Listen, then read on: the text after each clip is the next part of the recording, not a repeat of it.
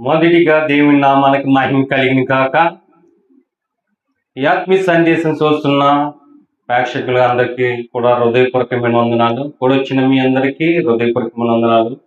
ఈ శ్రేష్టమైన దినాన్ని దేవుని వాక్యంలో ఆత్మీయ జీవితంలో దేవుని యొక్క మహాకృప, దేవుని యొక్క గొప్పతనాన్ని మనం తెలుసుకోవడానికి ఈ రోజున చక్కని అంశంతో మీ మధ్యకి రావడానికి దేవుడు కృప చూపించాడు. మనిషి మట్టి నుండి నిర్మింపబడిన వాడు, మనిషి మట్టి నుండి నిర్మింపబడిన వాడు. ఆ అంశం మీద ఆదికాండము 2వ అధ్యాయము 7వ వచనం చదువుకుందాం.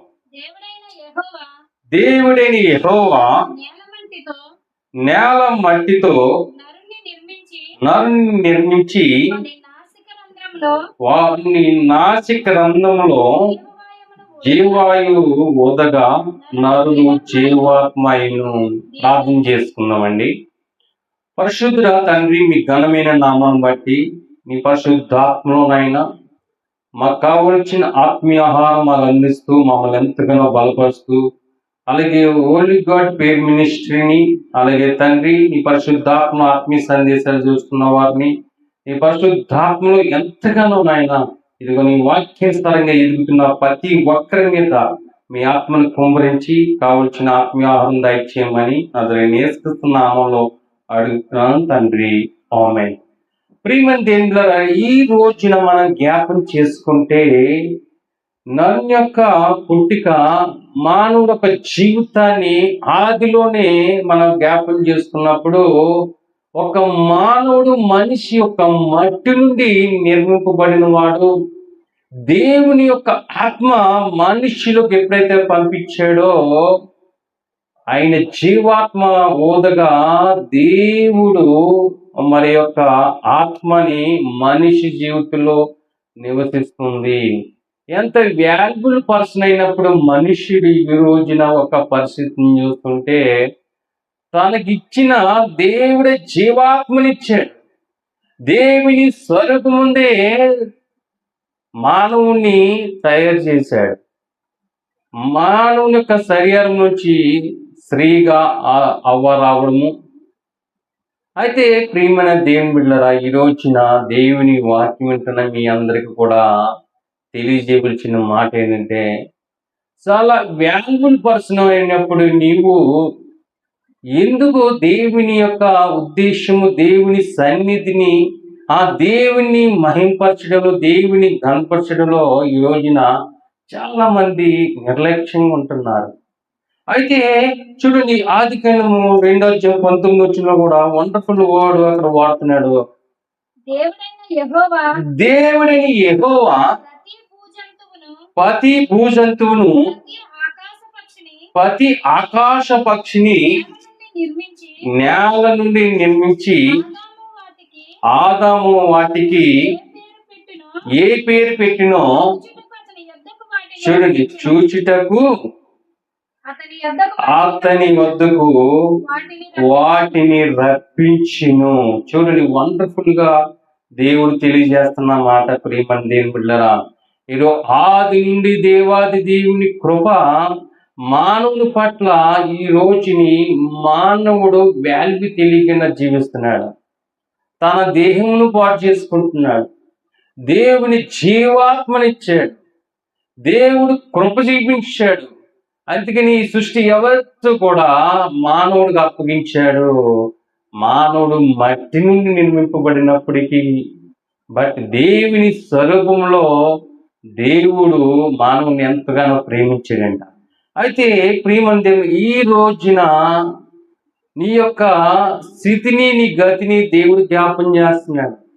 ఒక మానవుడుగా నువ్వు భూమి మీద నిర్మింపబడినప్పుడు దేవుడి జీవాత్మ, చాలా మందికి విషయం తెలియదు, దేవుని జీవాత్మ నీలో నివసిస్తుందని. నీ దేహము దేవుని ఆలయంగా నిర్మించాడు.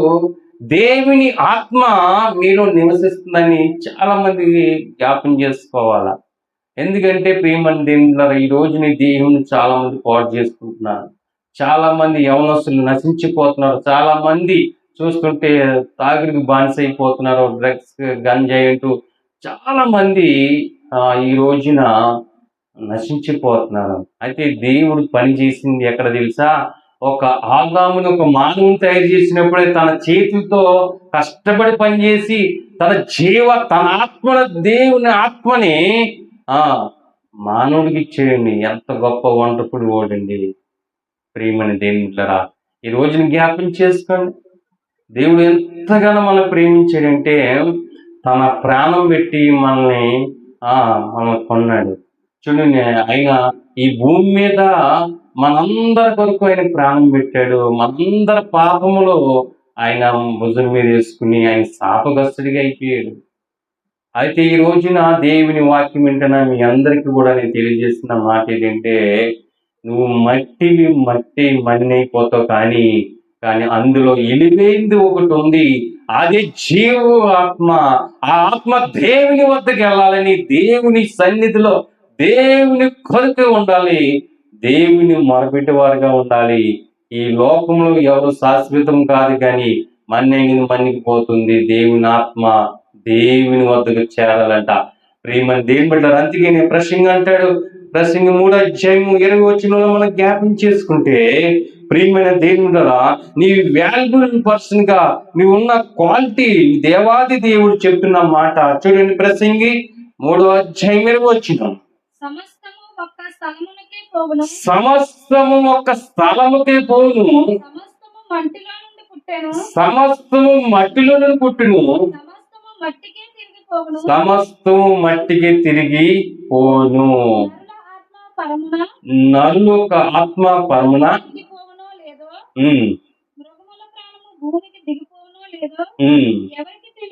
ఎవరు తెలియదు. చాలండి, దేవుని స్తుతిని చెప్దామా? సమస్తము మట్టి నుండి వచ్చింది, సమస్తం మట్టికి తిరిగిపోవాలి. ప్రియమైన దేవునిలా, మనిషి ఎంతో నువ్వు వాల్యుబుల్. ఇక్కడ నిజమే, నీకు బంగారం ఉండొచ్చు, ధనం ఉండొచ్చు, ఐశ్వర్యం ఉండొచ్చు, అధికారం ఉండొచ్చు, ఏమున్నా కానీ ఒక రోజు నువ్వు కూడా మట్టిలోకి వెళ్ళిపోవలసిన వాడివే కనుక. అయితే ఇల్లువైంది వాల్యుబుల్ కట్టింది ఏంటంటే, దేవుని యొక్క జీవాత్మ మనలో నివసిస్తుంది అనే చాలా మంది మర్చిపోతున్నారు. ప్రియమైన దేవుని బిడ్డలారా, నేను ఎందుకు జ్ఞాపం చేస్తున్నానంటే, ఆది కాండంలో చాలా విషయాలు ఉన్నాయి. ఎందుకంటే దేవుని ఆత్మ మనతో జర్నీ చేస్తుందండి, మనలో భాగమై ఉంది, మనలో నివసిస్తుంది. అయితే ఈ రోజున మానవుడు అది జ్ఞాపం చేసుకోలేకపోతున్నాడు. అది జ్ఞాపమే లేదు, ఆ యొక్క ఆలోచనే లేదు. మానవుడు ఒక జీవితంలో ఏమనుకుంటాడంటే, నాకున్న ఆ బంగారం, ఈ బిల్డింగ్లు, ఎండి బంగారములు, ఐశ్వర్యం అంతా కూడా నాకు ఉంది కనుక నాకేమి కొదువు ఉన్నది అని జ్ఞాపం చేసుకుంటూ తనలో నివసిస్తున్న ఆత్మను నెగ్లెక్ట్ చేస్తున్నాడు, ఆ రక్షణ నెగ్లెక్ట్ చేస్తున్నాడు, దేవుని యొక్క మారుమనసును నెగ్లెక్ట్ చేస్తున్నాడు. ప్రియమైన దేవుని బిడ్డలారా, దేవునితో సహవాసం కలిగి ఉన్న దేవుని కృప ఖచ్చితంగా మీ అందరి మీద ఉంటుంది. అయితే దేవాది దేవుడు మాట్లాడుతున్న ఈ రోజున ప్రియమైన దేవుని బిడ్డలారా, దేవుడు చెప్తున్న మాట నువ్వు చాలా వాల్యుబుల్ పర్సన్ గా ఉండొచ్చు, కాదంటలేదు. ఒకరోజు జ్ఞాపం చేసుకుంటే, ఒక ధనవంతుడు ఉన్నాడు. యోధ వస్త్రాలు వేసుకుని తిరుగుతూ ఏం తిందుమా ఏం తాగుమా చూపించాడు. ఒకరోజు నరకానికి వెళ్ళిపోయాడు, అక్కడ వేదన పడుతున్నాడు. అయితే మనము మట్టి నుంచి వచ్చామని కానీ, అయితే అందులో దేవుని ఒక ఆత్మ నివసిస్తుందనే విషయము ఈ రోజు మనిషి మర్చిపోయాడు, మానవుడు మర్చిపోయాడు.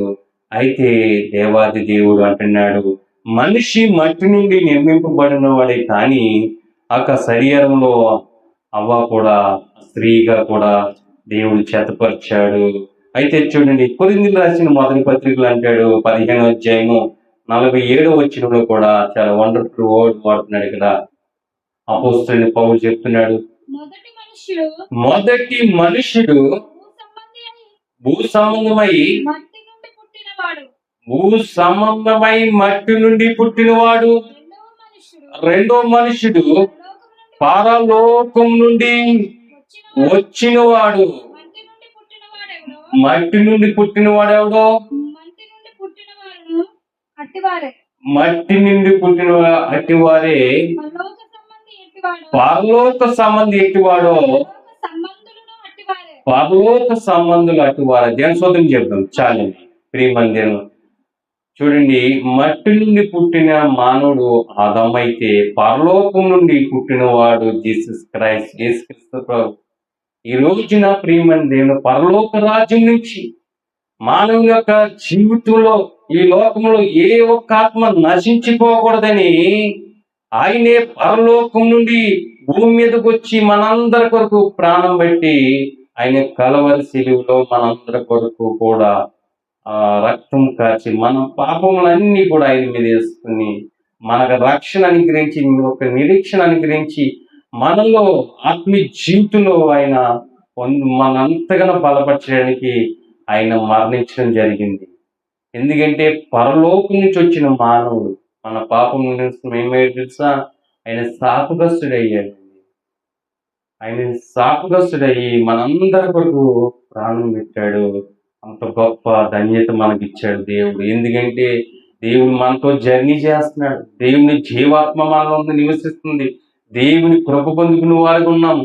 దేవుని సన్నిధిలో మనం ఉండాలి. దేవుని కొరకు ప్రయాసపడి వారికి ఉండాలి. అయితే మట్టి నుండి నువ్వు పుట్టినవాడు, కానీ అందులో ఇమివేయింది జీవాత్మ. అదే దేవుని యొక్క మనతో జర్నీ చేస్తున్నాడు. మనలో ఒక భాగంగా దేవుని ఆత్మ కుమ్రింపబడింది. ఈ రోజు ప్రతి మానవుడు ఇలువైన వాడే. ప్రతి మానవుడు చాలా గొప్ప ఇలువైన వాడు.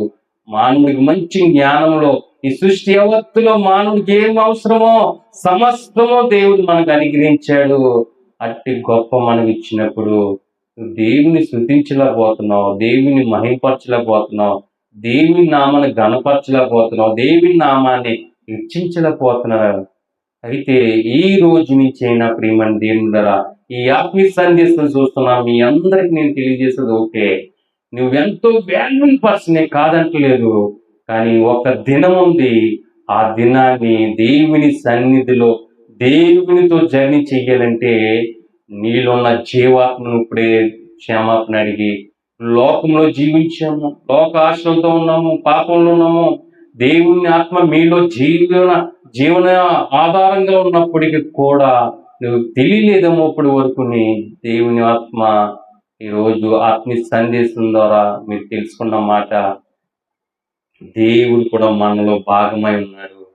అటు రీతిగా మనం కూడా దేవుని మహాకృప పొందుకుని మీరు మీ కుటుంబాలందరూ కూడా రక్షింపబడాలని ఈ ఆత్మీయ సందేశం చూస్తున్న ప్రతి ఒక్కరు కూడా దీవించి ఆశీర్వాదకరంగా రక్షణ భాగ్యం పొందుకోవాలని ప్రతి ఒక్కరిని పేరు పేరున మేమందరూ కూడా ప్రభు యొక్క రాకడలో దేవుని యొక్క సన్నిధిలో దేవుని యొక్క కృప ఆయన రక్షణ మీరు అందరూ పొందుకోవాలని మిమ్మల్ని అందరినీ కూడా ప్రేమతో ఆహ్వానిస్తున్నాను.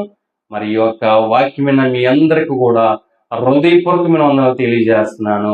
మీ అందరి కోసం నేను ప్రార్థన చేస్తున్నాను. దేవుడు మిమ్మల్ని అందరినీ దీవించి ఆశీర్వదించిన కాక, దేవుని మాటలు దీవించి ఆశీర్వదించిన కాక.